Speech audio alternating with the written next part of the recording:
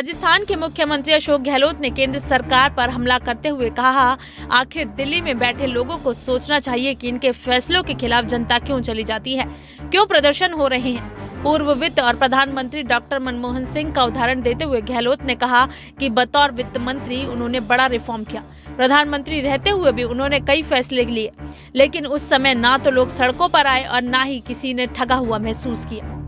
अशोक गहलोत ने कृषि कानून के खिलाफ हो रहे प्रदर्शन का जिक्र करते हुए कहा कि केंद्र सरकार में बैठे अधिकारी कह रहे हैं कि भारत में लोकतंत्र ज्यादा है, इसलिए यहाँ रिफॉर्म संभव नहीं है। बता दें कि नीति आयोग के सीईओ अमिताभ कांत ने मंगलवार को कहा था कि भारत में कुछ ज्यादा ही लोकतंत्र है, इस वजह से यहाँ कड़े सुधारों को लागू करना कठिन होता है।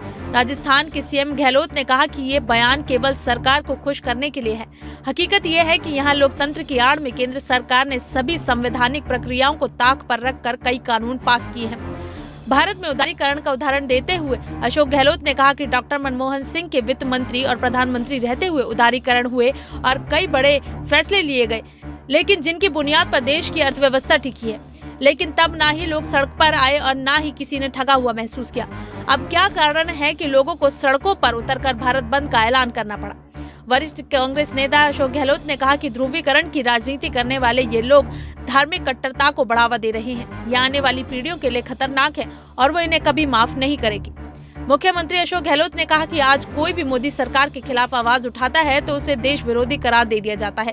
इनको समझना चाहिए कि सरकार के खिलाफ आवाज उठाना, अपने अधिकार मांगना देशद्रोही नहीं है, लोकतंत्र में सच्ची श्रद्धा और आस्था का प्रतीक है।